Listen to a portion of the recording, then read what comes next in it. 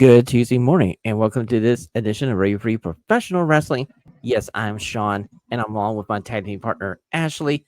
We're here to bring you the best and the worst from the class at the castle in Scotland.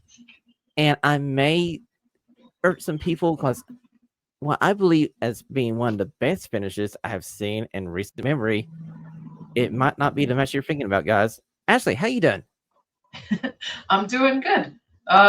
Got a lot of wrestling this weekend, so we'll have a lot to talk about. There's so much stuff going on. We got Clash of the Castle. We had New Japan Pro Wrestling releasing the brackets for the G1 tournament. We have AEW bringing people into the Owen Hart tournament. It's going to be a very busy July here on Radio Free Professional Wrestling. So let's waste no time. Let's go back and review Clash at the Castle in Scotland. Ashlee, what was your overall thought of this pay-per-view? Um, I don't want to come off harsh. I think a little under what I expected, but not by much. I feel like I'm hoping Damian Priest is good because that was scary, but otherwise, I really enjoyed that. And Bailey and Piper Niven, I think, had the best match on the card. I agree with you. I feel like that was the match of the night, with a close second going to Sami Zayn versus Chad Gable for the IC title. Yes. Those two matches in the middle were the strongest of the 5 matches on the card. And we're going to start with the kickoff match. And ladies and gentlemen, it was the match I was thinking would be the kickoff match a week ago, as we had Cody Rhodes versus AJ Styles in an I Quit match. Ashlee, I opened the show up saying there's 2 matches that have finishes. One I thought was the best, and one I thought was one of the worst finishes I have seen in a while. Which one do you think this is? Are you going worst? Ding, ding, ding, ding. Yes, this is the one I said had the worst finish possible in an I Quit match I have seen in a while. It was very polarizing. Yes, it was. Okay, this was a fine match. Halfway in the middle, AJ Styles gets a submission hold on Cody, and Cody literally passes out. Wait a minute. It's an I Quit match. The babyface can't answer the referee. AJ Styles will be your new WWE Universal Champion, for one. But no, the referee tells AJ, sorry, bud, this is an I Quit match. He can't say I quit, so this match continues. I'm like, WTF? Stone Cold Steve Austin versus Bret Hart. Remember that one? That's arguably the most famous example. Okay, so you put this to the side. This match continues, and we see babyface Cody Rhodes get the handcuffs off of him and gives a little bit of payback to AJ by handcuffing him to the middle rope, beats him with some chair shots, and AJ goes like, screw you, Cody. I'm like, cool, this match is going to continue just a little bit more. I was right, like 2 minutes more as Cody gets out of the ring, grabs the ring steps, slide back in the ring after he tosses the ring steps into the ring, picks them up, and defiant AJ Styles goes like, I quit. No more. I quit. I'm like, what the hell? Yeah, even for a heel move, it's not my favorite, I'll say. It's just like, literally, I could accept this if this was like, we didn't have the chairs like 2 minutes before, and AJ's going like, screw you, Cody. Like, you ain't done enough yet. This should have gone maybe 10 more minutes or something. Just long enough to get that out of my mind so they can go back to this and use this as a finish, and maybe I'll be okay with it. But this way, this finish, it kind of took me out of this match. And I'm a big Cody fan. I'm a big AJ Styles fan. And I was like, dude, this was the match I was looking forward to the most this week. And I am ranting about it on the show. AJ Styles should have just let him knock him out, because then by that logic, he couldn't have lost. Exactly. He should have headed to the back. He should have headed to the shower. Like, dude, I know the rule book. I'm going. Great night. Okay. So we move on to the second match of the show. And it's the women's tag team title match. We have Zoe Starks, Shayna Baszler What a surprise. versus the Unholy Union, which is Abba Fire, Aladon, and the babyface team, all babyface teams, Bianca Belair and Jay Cardell. And I remember last week, actually, I was saying if one of the Scott people won this match, it was going to be this one. And we were all wrong. The whole internet community was wrong as Aladon and Abba Fire wins this match. We saw the baby faces nail their finisher on Zoe Starks and get pushed out of the way by Aladon. She makes the cover, and we have new WWE Women Tag Team Champions. And for me personally, seeing Kaylee Ray as a champion in WWE proper, I'm so happy for her. And if you haven't known the story, her family came over to visit during late May here in the States, and a car hit her dad and her mom. Unfortunately, her mom did not survive. And there's going to be a GoFundMe link in the show notes here. If you want to go donate, it helps the family get her mom back to Scotland so they can lay her to rest. And we just want to wish all our best to Kaylee Ray and send our condolences. Absolutely. That's horrible.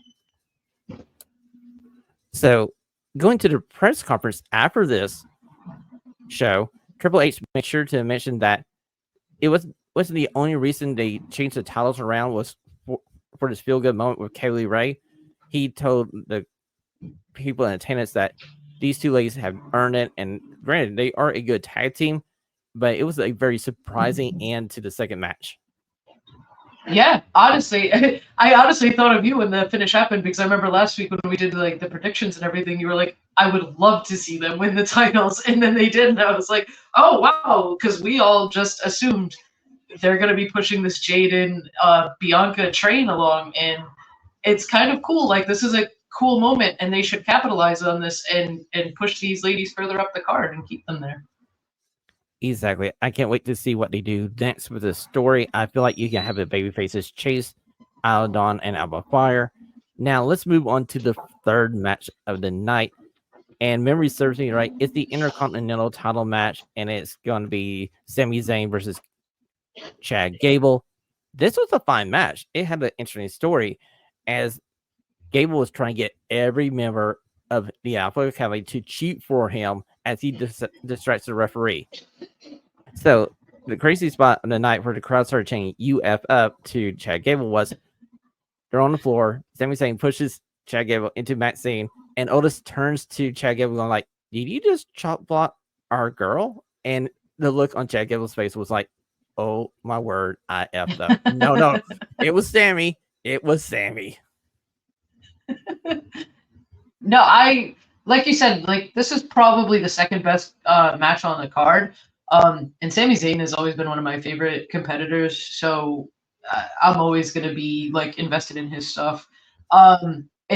We know now that Chad Gable is re-signed, so keep this going. Keep this going. You can bring this through SummerSlam if you need to. This would be really cool to keep going because the snap for everybody on Chad Gable's side is going to be glorious. Exactly. So after that spot I told you about, Otis picks up Maxine, heads to the back, and basically tells Chad, "Have a great night. You're on your own." So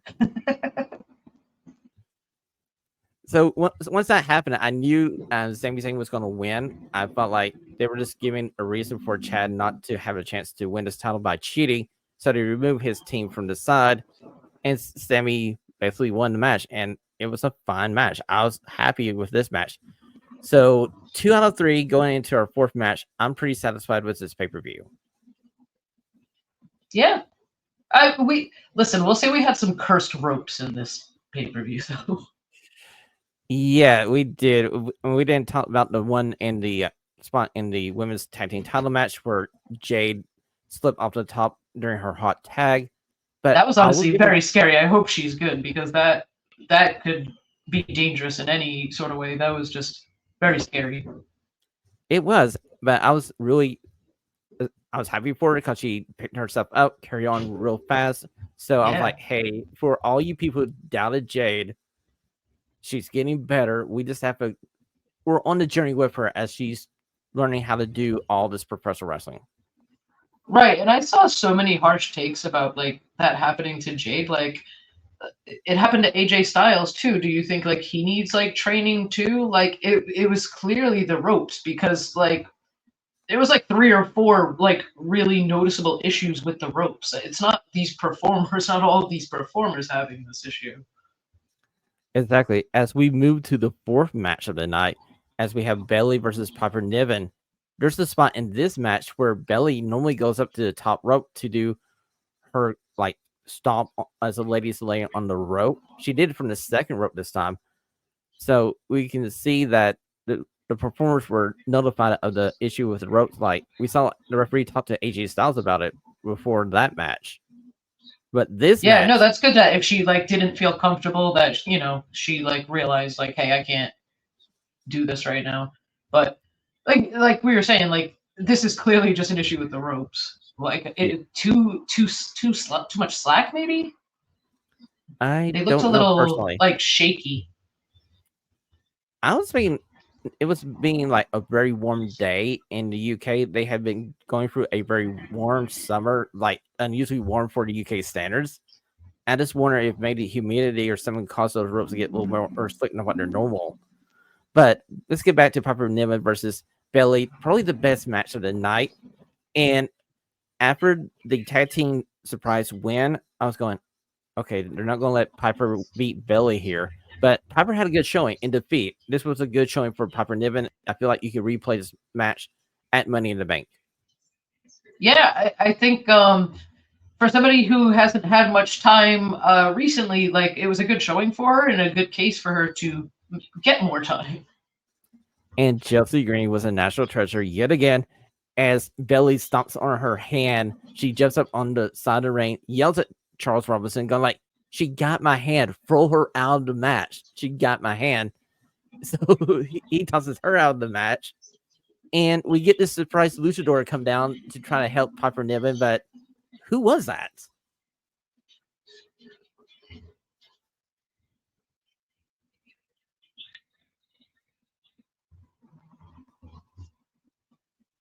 Oh, it was Chelsea Green underneath the mask, but I thought it was a fun little throwback to like, how can Chelsea get back into this match? And it was a fine spot.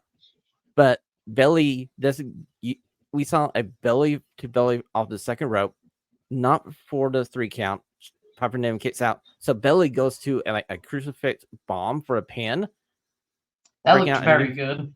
It looked very good. It was a nice secondary finisher here for this match. And like I said, babyface wins here, and we got one match left. So, what are you thinking going into this world title match between Drew McIntyre and Damian Priest? That exactly what was going to happen happened. Okay, so if you were on the internet the morning of the show, you kind of noticed that CM Punk was popping up around Quazzo. So he was there. So you knew something was up. I got to say, how they pulled the sucker off was my favorite finish of a match in a while. As we see the referee take the bump, we see the visual pan for Drew. It's like a 10 count. The crowd counts to 10. And all we see is the back of this referee running down through the aisle. He slides in. 1, 2. He stops. They flip the camera around. It's CM Punk doing the V sign. And I'm going like, bravo, chef kiss. This was so great. Yeah, the crowd was not happy. Yes, Quasso was not happy at the moment, but I got to say No. that was a great finish. And hats off to Damian Priest to continue this match, because like literally probably 5 to 9 minutes into this match, he goes for his normal like springboard off the ropes, and he gets tied up in the ropes and hangs there for a good bit. And it takes the referee and Drew McIntyre to get him free from the ropes, and he's noticeably limping through the rest of this match. Yeah, that was very scary because that could do so many different things to your leg and your knee, and it was very good to see like Drew very much check on him before doing anything else. Exactly. I was happy that Drew was the person he's wrestling here because he had somebody with some experience. He basically played with the crowd like hey, look, he's still hanging upside down here. I can't win this match with him being like this. I got to get him out of the ropes. So here I go. So, all of this being said, Drew needs a win at this Clash at the Castle, though. Well, we're going to come on to this at the 76 question part of the show. I want to ask you about this. I got to say, Drew might be cursed. I mean, it makes sense for what they could have done, but they also could have had Drew have his moment and then have him versus Punk for the title. I mean, yes, you could have done that, and it could have been one of the hottest feuds of the summer. But I could see where the WWE would go like, hey, this match is so hot that we don't need a title on this match. So we can keep Damian as our world champion.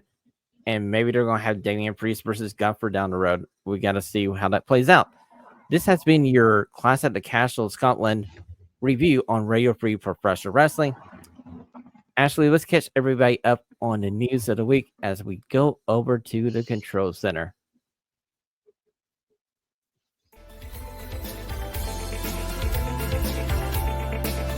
This is your Radio Free Pro Wrestling Control Center. All the wrestling news you need to know.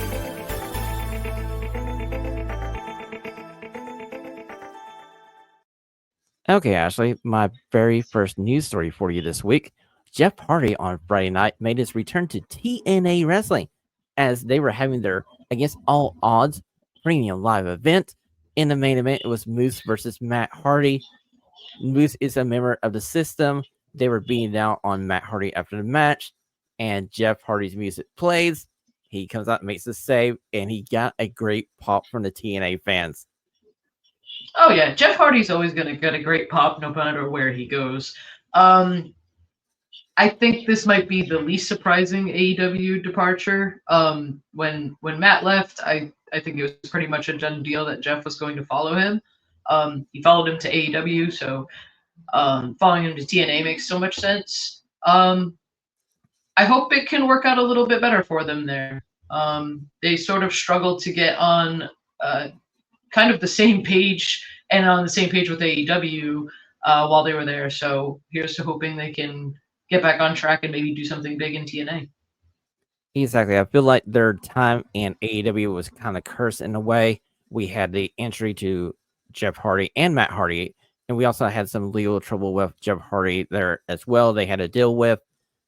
And I got a feeling that, they have this large roster in AEW, and they kind of got lost in the shuffle in the tag team division as you had like everybody coming in, and you had the Young Bucks versus FTR, you had the Young Bucks versus Penta and Ray, and they just got down into the mid card. And I mean, they did some fun stuff with like Private Party. I enjoyed Matt Hardy with Private Party, that kind of stuff that he was doing for a while. But them back in TNA Wrestling, we'll save this for the 76 questions. I feel like is the best move for them.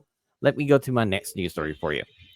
My second news story comes out of the media availability before Clash at the Castle, as Bayley was talking to the Cultaholic people, and she was talking about how she's looking to possibly going over to Marigold and wrestling in Japan, as we've seen WWE more open to send talent across the world. And oh, by the way, AJ Styles is heading to NOAH as well. Hint, hint, additional news story. Yeah, I saw that. Like I said a few weeks ago, it's very cool to see them kind of join the rest of the wrestling world eventually, It would be very cool, and for something like Marigold that's just starting up, that could be a huge deal for them. Exactly. And I got a feeling that WWE is going out of their way to try to establish a foothold in this expanding wrestling universe, as they're looking at AEW doing the same thing with their partnership with CMLL and New Japan Pro Wrestling. They're going like, we need to do this too, so we're not left out in the cold door here. Yeah, and it's a bit strange because they've never really minded before, it seems. Well, it all comes down to one person. They don't have Vince McMahon there anymore, and Vince McMahon kind of always felt like his version of WWE was separate from everybody else. And TKO was looking around going like, why don't we partner with other people? Why don't we try to get the most eyeballs and the most money we can get as we send people across the world and to represent our brand. Yeah, and I'm sure like having that like Rossi Agawa connection is probably also making it a little bit easier for them to maybe send talent to something like Marigold to begin with. Very, very true. On to my next news story for you. As Matt Riddle was pulled from some event dates over this past weekend, he was supposed to be at Northeast Wrestling on June 14th and North Shore Pro Wrestling on June 15th. Matt Riddle went to Twitter on Friday and saying that he was in a accident as his Uber was heading to the airport. He suffered a concussion and had to get checked out in the hospital. We just want to wish Matt Riddle a speedy recovery, and hopefully he'll get back into wrestling here as soon as possible. Yeah, absolutely, especially with something as serious as a concussion. Obviously, all the best to him and hope he's back soon. We're going on to my next news story, as Natalia Markova has re-upped with the National Wrestling Alliance. Now, if you haven't been watching NWA for a while, she is one of their top female talents and one of their best heels in the company. So I'm personally excited for her to re-up here. Personally, I'd love to see her do some more stuff in TNA, hopefully, as we're talking about these doors opening and people entering and seeing different companies. But she re-ups with the NWA, so that's a positive sign for me. Yeah, no, it's a good little like kind of like re-signing for them. We talked at the beginning of the year how they might struggle to keep people, but being able to keep somebody of her talent is a big plus for them. And my next news story for you, Ashlee, as we have learned, Chad Gable has re-upped with the WWE, and I gotta say, Hunter put him over amazingly at the post-scrum after Clash at the Castle of Scotland. And he basically said, as long as Chad Gable wants to be in the WWE, he wants to have Chad Gable. Yeah, and why wouldn't you? He's shown he can play like both sides of it. He can do promos. He can do the wrestling. He's got it all. You just got to be willing to, like you said, like put the faith in him. Exactly. And my last news story for you this week. This is one you personally gave to me about 72 hours ago. And I heard you screaming and cheering for joy all the way down here in Knoxville, Tennessee, as Heyman Adam Page, reported by Fightful, is set to return sometime next month. And I got a feeling that it's going to be before July 24th and Bud and Guts. I got a feeling, call me crazy, but I got a feeling that he's going to be there before that event. I hope so. I feel like it's been forever, and I'm excited to see him come back in full heel Hangman mode. Exactly. I'm waiting to see him come back to help the Elite as they go into Blood and Guts and fight Team AEW again. And we'll talk about Team AEW next week on Radio Free Professional Wrestling, as we're bringing the Control Center to the end here on June 18th, 2024, here on Radio Free Professional Wrestling. Let's go over to our stunning 6 questions of the week. Time to ring the bell. As Shawn and Ashlee debate 6 stunning questions from the week of wrestling. All the whys. And what the hell was that?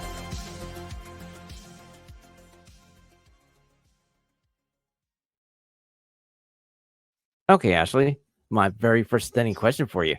What do you think of this year's G1 blocks? I'm very excited for this year.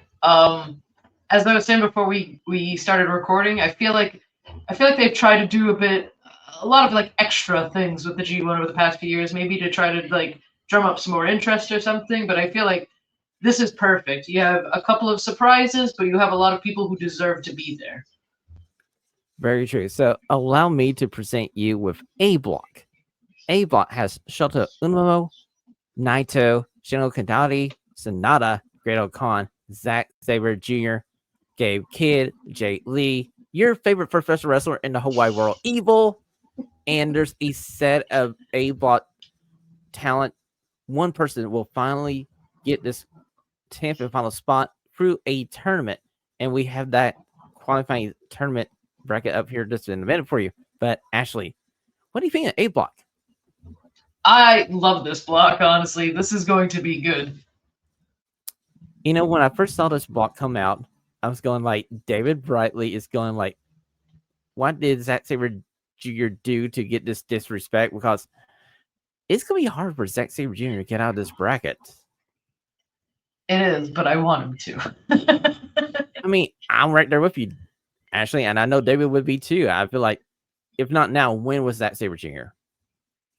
Right, and like Zack Sabre Jr. is like he's so committed to New Japan. I want them to put as much faith in him as he has in them. You know. Exactly. So let's allow the people to see B Block, and B Block has El Fantasma, Goto, Taichi, Yurima, Jeff Cobb, Hernari, David Finlay, Ren Narita. Katesha makes the AEW spot here, and the last spot, of course, will be one of the B Block qualifiers. So what do you think of B Block here?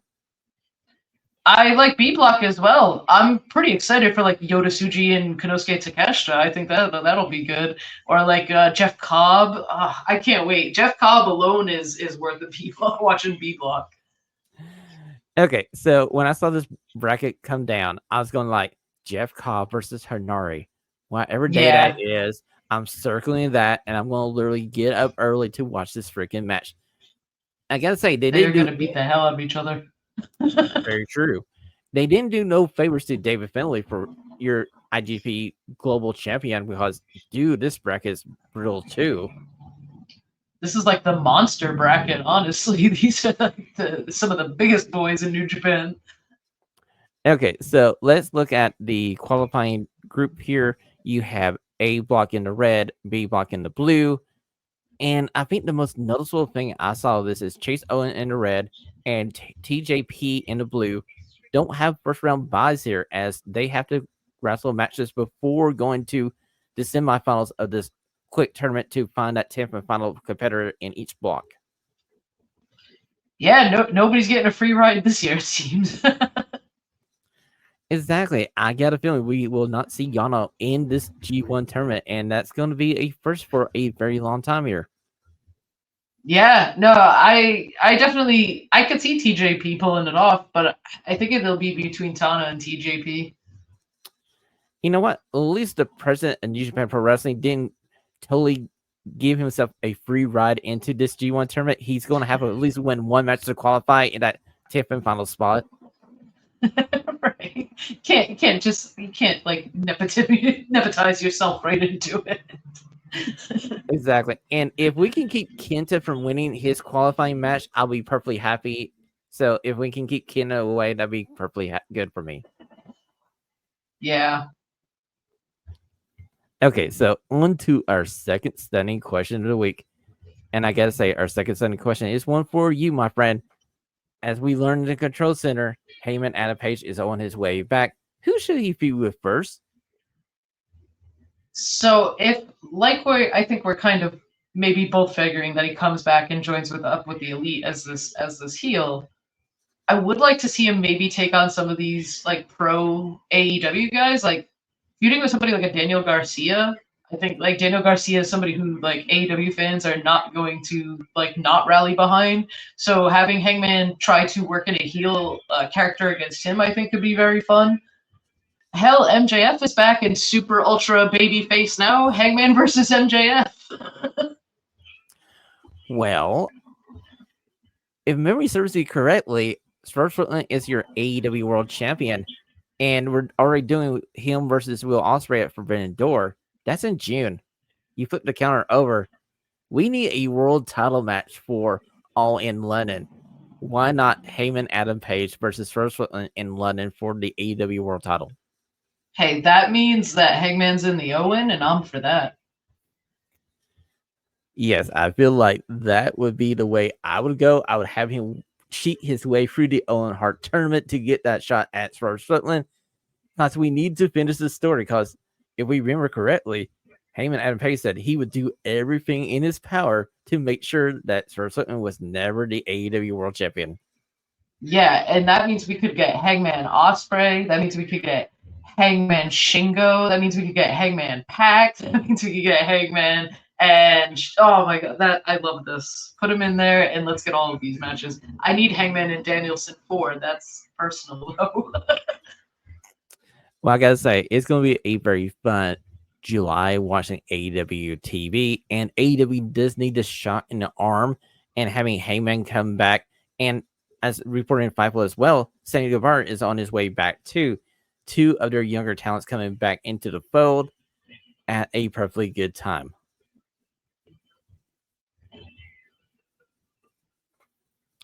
And we're going on to my third stunning question of the week for you, Ashlee. As Jim Ross was talking on his podcast that he's read up with AEW for another year, my question to you is, when we get ready to retire Jim Ross, should he go back to WWE for one last match before he retires? I think it would depend on the match. I wouldn't want to see him like go back to call a match for maybe two wrestlers he hasn't been very familiar with or something like that. But if you want to do something like the Drew McIntyre versus like CM Punk or something as like a big last match, like two guys like that, I could definitely see him like doing something like that. But I don't see why he wouldn't want to anyway. Like so much history there, obviously, and this is, what he does best. So I don't see why he wouldn't go back for one more at some point. Well, this might be just me be wishful thinking here and me being just a little bit greedy, but I kind of want him to get back by WrestleMania season and maybe Rock versus Cody Rhodes, have him on Something the call like there. that. Yes, and I don't know if that works with the contract, but Tony, if you're able to and you listen to this podcast, maybe free Jim Ross up for like a weekend in April so we can have him call Cody versus Rock. I feel like that would be a gift to all your sicko professional wrestling fans. Yeah, I feel like I said, as long as like health wise he's up for it and everything. I know he's had like some health issues lately. I'd be all for it. I don't see why. Like I know like obviously like contract wise he wouldn't be able to, but like WWE I know would probably be open to it, and if he was free, I'm sure he would be as well.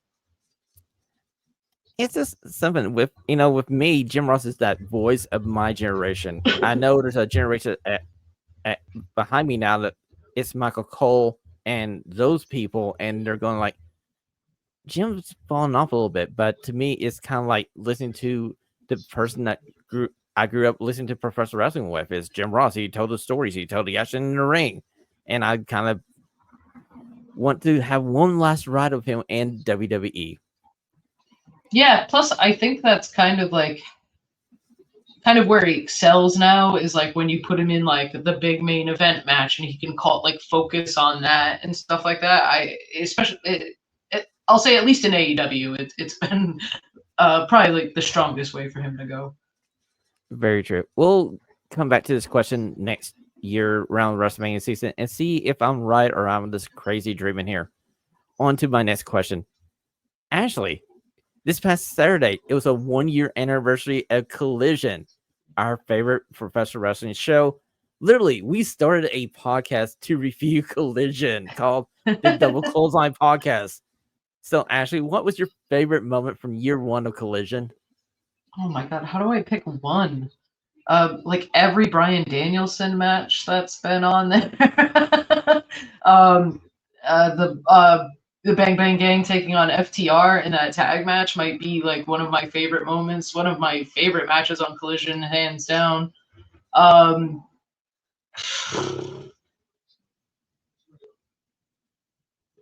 It's not the learning tree. I'll tell you that much. You're right. It's not the freaking learning tree. No way in the God's green earth if that's the answer to this question. You did say mine, though. It's FTR versus the Bang Bang Gang, as we saw Juice Robinson and Switchblade Jay White challenge for the AEW tag team titles in that classic hour match that everybody wanted 5 more freaking minutes because it was so freaking good. Yeah. I mean, even something like the Danielson Ricky Starks Strat match. I mean, what a great match! And Danielson didn't even have both arms at the time. Like, really makes you wonder about Ricky Starks and what's going on. But man, Collision has been probably my favorite wrestling show over the past few months. It's usually a can't miss. Very true. And there may be one person responsible for that. And my next question for you is Christian Cage the MVP of Collision in year one? Possibly. Like Christian Cage has been on a tear, and even this week absolutely killed it. He'd be right up there, especially because he's been great in the ring. The character work has been great. The storylines have been like consistent for him. The TNT Championship run was great. Oh, it's honestly a great shout. Well, I gotta say, this past Saturday night, the Father's Day segment in the ring was brilliant. If you haven't seen it, go back and watch this on YouTube because it was so great. You had the patriarchy in the ring and Kill Switch, Luchasaurus, however you want to address them, made this amazing artwork image of Christian Cage. He pulls off the cover and Christian goes like, that's okay. But look at this card that Nick gave me, and it's like this cheesy, like cardboard paper, it's construction paper, like, and Christian Cage is like, this is the greatest gift ever, and I'm just waiting for Luchasaurus to lose his mind and pick the picture up and crack Christian over the head with it. I feel like the crowd wanted him to do that, and we're getting closer to Luchasaurus maybe coming back and Killswitch finally getting tired of being Christian Cage's second favorite son. Yeah, the crowd definitely chanting Luchasaurus at him. He almost walked out, but I think it'll be a few more weeks until he finally stops laying down for Christian the way he has been. I gotta say, having a secondary AEW show in Collision has given Christian Cage and people like Jay White, Juice Robinson, FTR, Sammy Guevara, Ricky Starks an opportunity to have time to perform in the ring and have long matches. And yeah, okay, fine. Yes, I'd rather have long professional wrestling matches than short storyline matches that you see sometimes on AEW Dynamite. I am a Collider. I'll go ahead and admit it. Year in, I am Team Collider. Yeah, honestly, same. It's usually got my BCC. It's usually got FTR, the Bang Bang Gang. Like Juice Robinson's evolution alone from the time when he came into AEW to it seemed like he was kind of going to be just a guy that got lost in the shuffle a little bit, and then they paired him up with Jay White, they paired them up with the Guns, and suddenly he's like one of the best characters in AEW, and has been for quite some time. AEW this morning, they were all on it. It was fantastic. Or yesterday. Oh yeah, and well, by the way, guns up. Always. Okay, so on to my sixth and final standing question of this week. And we kind of have already talked about it during the Control Center. And I got to say, what do you want to see from a Matt and Jeff Hardy return to TNA Wrestling? I think we both agree, Ashley, we want to see them challenge for the TNA tag team titles and have a good feud with the system and the top level talent there in TNA Wrestling. And then have their swan song and maybe slide back to WWE like Jim Ross for one match and call it a career. Yeah, I feel like if they're going to do something with the Hardys, if they want to put like the titles on them, they should kind of do it quickly. I've kind of said how I feel about watching Matt and Jeff Hardy wrestle. It's not that I don't love them. I do. It's just it can be tough. Their bodies are not, as young as they used to be, and it certainly shows at times. And I want them to be healthy outside of wrestling. So I hope that, working with the roster in TNA is stacked. So I'm hoping that, they can work with some good talents there, kind of reunite and hopefully, like I said earlier, like get on the same page with the company and themselves and kind of have a good run on like kind of like what went down in AEW. Actually, I just thought about this. They can reappear on TNA Impact with Vanguard 1 going like, Vanguard 1, you malfunction. We've been stuck inside of you for the last 4 years or so. Can you update us on what happened in the world? And keep it in that broken Matt Hardy universe. Yeah, and honestly, like TNA has a lot of those kind of like over the top like storylines even now going. So I mean, the broken Matt Hardy in that universe could fit like right in with a lot of the stuff going on. And the best version of the Broken Hardy universe was in TNA wrestling. We saw the watered down version in WWE when WWE didn't own technically the IP rights to using the Broken, so they had to go Woken just so they wouldn't have any kind of legal issue. Now we're back in TNA wrestling with Matt and Jeff having control of this. I'm just hoping it's going to be some entertaining stuff, and it's going to make me want to watch Thursday nights now.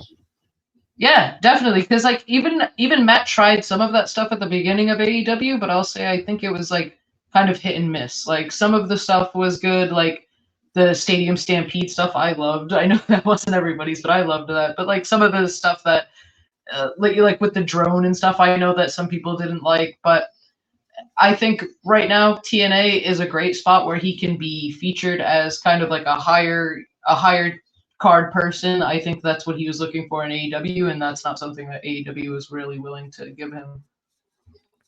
I do believe you're right there. I feel like Jeff and Matt both wanted to be positioned better in AEW, and unfortunately, it's such a big freaking roster. You're going to have a better chance of being featured in TNA wrestling, and we're going to end our 76 questions this week as we head over to mine and your favorite segment of the week. It's Shawn and Ashlee's top 5 matches of the week. As they count down their 5 favorite matches from the past week, did your favorite match make the cut?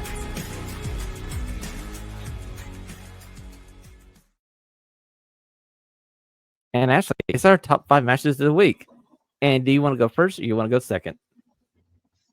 I'll go first. I almost had to make this a top like 7. It took me, I had my matches written out, but I had like 8 or 9 of them, and I was like, I don't know which ones to get rid of. And then when you sent me the matches you had on your list, I was like, I'm gonna put some different ones on here. That way we don't have the same matches on our list as we usually do. We are very famous for having similar lists, and I do believe that we both want to shout out Deonna Purrazzo versus Thunder Rosa from Collision, as that was a honorable mention on both our lists, and it almost made both our lists. Yeah, like, very cool. Another women's hardcore match in AEW where they killed it. I loved it. But I started off my list with New Japan Seoul this weekend. TMDK, Robbie Eagles, and Kosei Fujita taking on the Bullet Club War Dogs, Clark Connors, and Drilla Maloney. I don't have enough good words to say about TMDK. I love these guys, and even though they didn't get the win in this match, Kosei Fujita got a lot of spotlight and a lot of room to really shine, and I thought he killed it for somebody who is as young as he is and kind of being put in the position that he's like been in. He's been kind of like a little bit fast-tracked with no excursion and everything like that. I thought he did fantastic, and I thought this was like kind of like one of those rare matches where there wasn't as much interference as I was anticipating going into it, and I appreciated that, and I just thought Clark Connors and Drilla Maloney looked great. Well, I saw another match on this list of yours, and when I saw it this morning while I was reviewing some matches for the show, I was going like, there's going to be a moment where I'm going to be like, did New Japan Pro Wrestling remember a certain rule that Ashley established in her 3-point plan? But we'll save that for a second as I'll give you my number 5 match. And I went back to Clash at the Castle. It's Damian Priest versus Drew McIntyre. I know it's not Scotland's desired outcome, but still, it was a great match with a great finish where we knew CM Punk was going to interfere. And my hats off to WWE to figure out how to pull it off and still make it so entertaining. And I can't wait to see what happens on Raw once we get off the show here, and we'll talk about Raw next week for you guys. Ashley, what is your number 4 match of the week? All right, so number 4, I went with Mercedes Moné taking on, forgive me if I mispronounce this one, Zeuxis? Is that how you pronounce it? I do believe you're close with that, but this was a great match, and I feel like Mercedes is working her magic here as we head to Forbidden Door and her match with Steffi Vadir, the CMLL and New Japan Pro Wrestling Strong Women's Champion. And that is going to be one of my matches I want to see at Forbidden Door. Yeah, I'm very much looking forward to this. But being introduced to Zeuxis this way was, I thought, fantastic. I thought they they I think heeded a lot of the AEW fans' concerns, and they kind of showed you a little bit of who she was and what she meant to Stephanie Becker and what that means and why she's taking on Mercedes Moné. And then Mercedes Moné, like, man, just selling her ass off out there. She took some. It looked like it was like a brutal match for these ladies.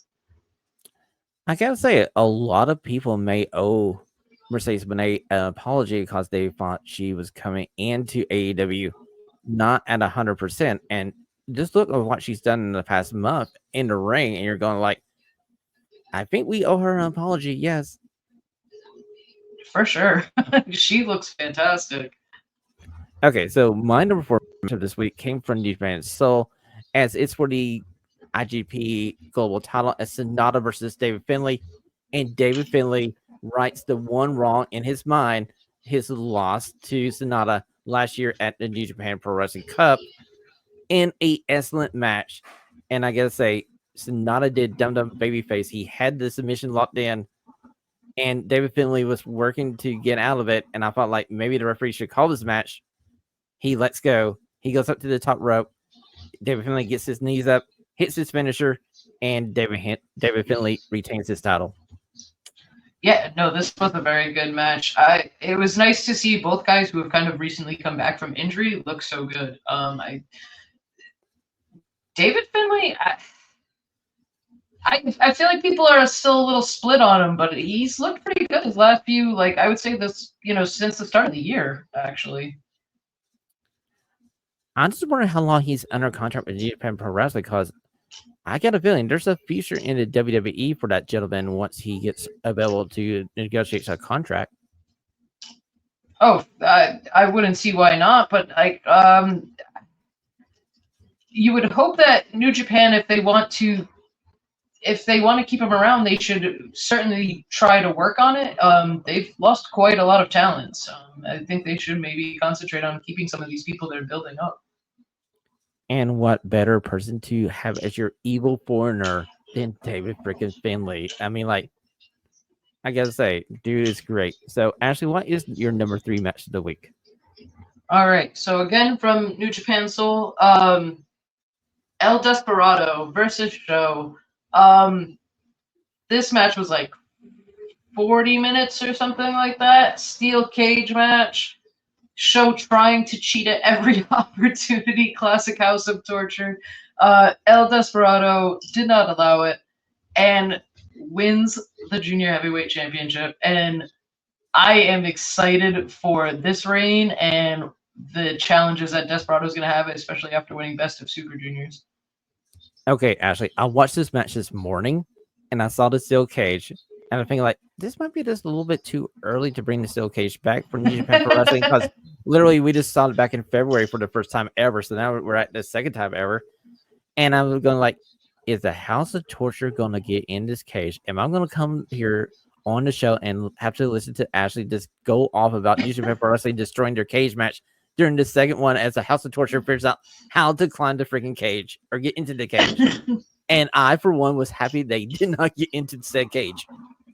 Yeah, no, I'm so thankful that it was relatively clean for cage match with the House of Torture. But Show is a fantastic competitor. I might not like the character or the stable, but I think he's fantastic in the ring. So him versus El Desperado, who's been on this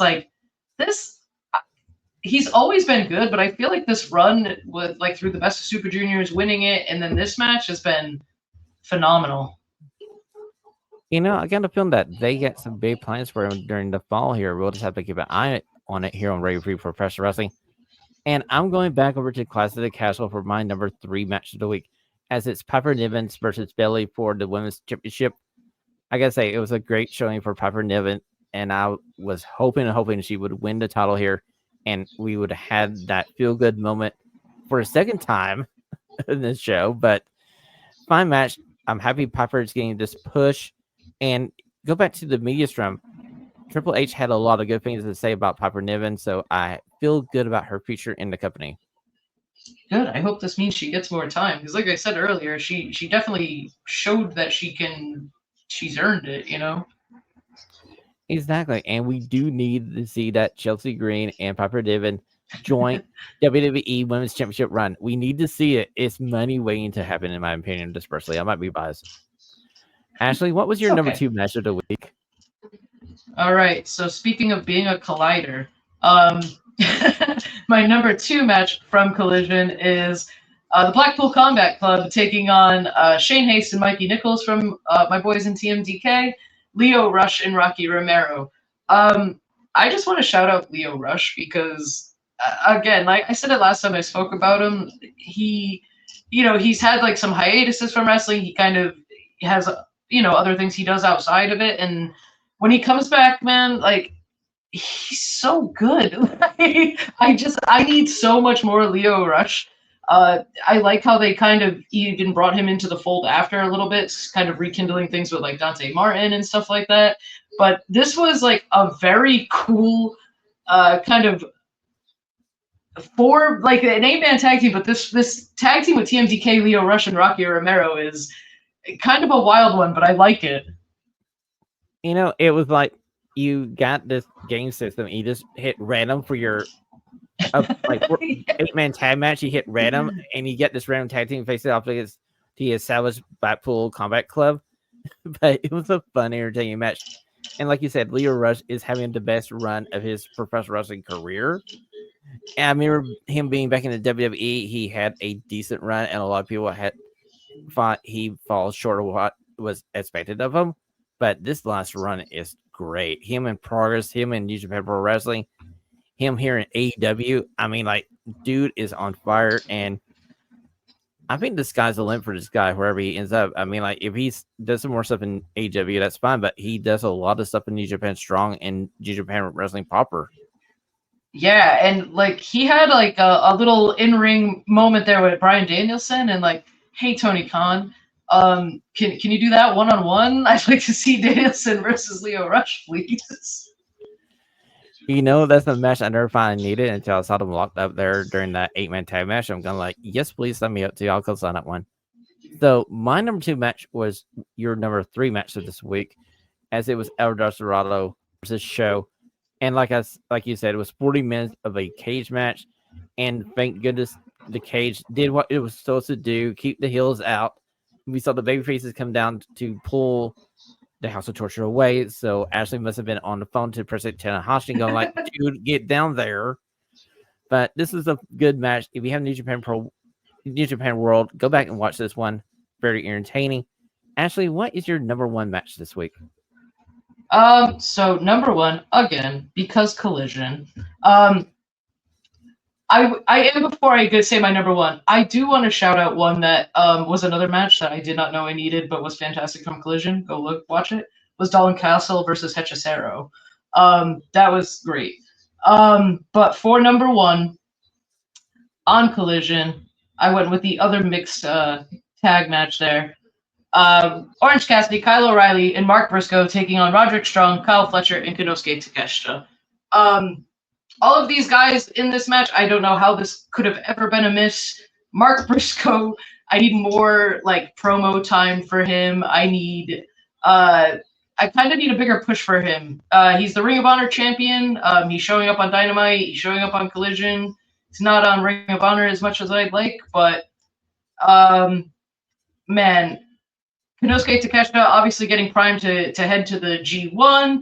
Kyle Fletcher, who's been on a kick for as long as I can remember, since he's come to AEW.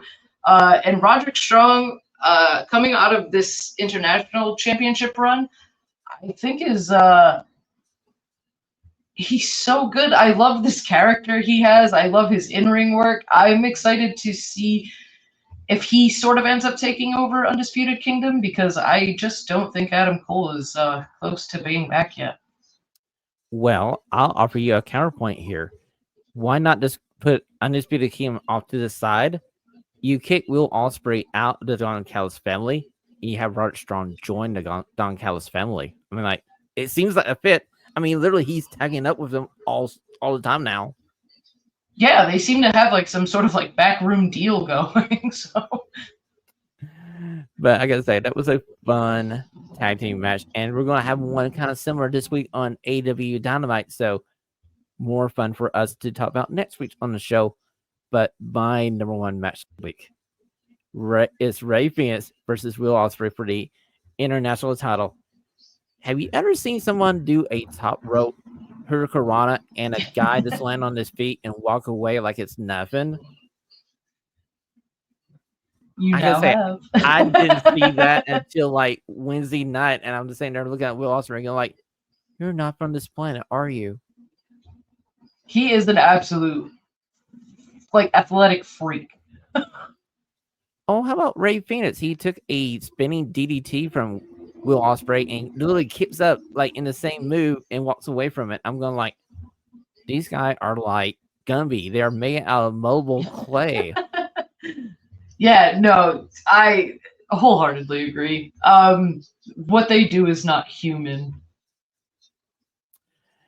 And, you know, I got to say, one side criticism to AEW, if we're going to have all these title matches on Dynamite and Collision, eventually you're going to have to pull the trigger on one of these because eventually you're going to go like, okay, the champions are always going to retain because you only change your titles on the pay-per-view.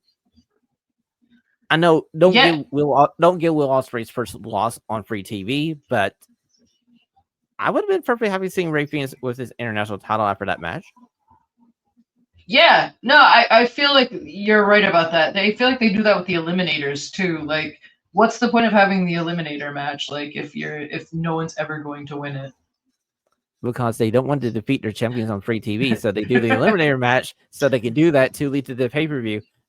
It's just like, oh, we just work our workaround, but then it becomes this trope that we all know of. Yeah, and I don't like that kind of predictability. There's so like story beats and stuff like should make sense and should be a little bit like understandable and predictable in a way, but like to kind of figure out every single thing that's not fun. Well, talking about story here, you had a good story beat here at the end of the match as Swerve Strickland comes into the ring. And he just kind of John jacks with Will Ospreay for a minute, saying that he's not able to carry both the international title and the world title.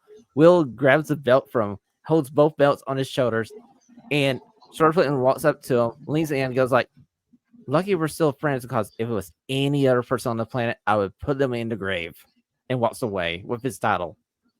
Yeah, I think Will Ospreay was just showing him he could do it. He's like, I can physically hold them both, see?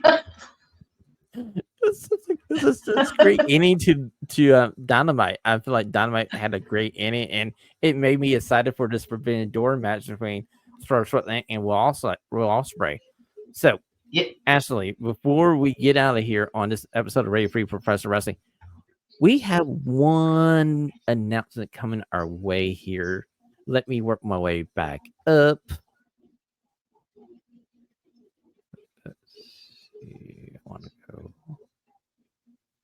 Okay, Ashlee, next week on the show, we're previewing Forbidden Door, and our pick champion, is gracing us with her present as Hollywood Kimmy Sokol makes her return next week on the show to defend her title. Ashlee, we got to get this title off of her. B, I need to be not 0 for 2024 as I have literally lost every single pick contest this freaking year. Well, we got some shows coming up, so we'll have plenty of opportunities. But I'm looking forward to this one. I think this is going to be a great show. I think this is one of maybe the best built Forbidden Door they've done. I gotta say, and it's always fun to have Kimmy on the show. She always offers unique and insightful perspectives, and usually keeps me on my toes, just like you do. Plus, she understands like the same like like frustrations we have with everything too. I mean, granted, I feel like you guys to be co-GMs of Ring of Honor for some odd reason, but I don't know. I feel like I'm contractually obligated to say that each and every time you guys are on the show. Listen, I would do it. Well, ladies and gentlemen, let's figure out. Ashlee, where can we find you on the Super Information Superhighway? I'm usually on Twitter, and it's at groovy_ash_. And then on there, I have my other socials are just pinned there. Ladies and gentlemen, you can always follow the show on www.radiofreepw.com to catch up on the last episode. You can always follow me on Twitter at RPWShawn. It's usually where I try to give you some insightful looks into professional wrestling and usually some wrong picks. So if you ever see me say, hey, this is the winner of the match, run away. But until next week, Ashlee, stay stunning. Guns up.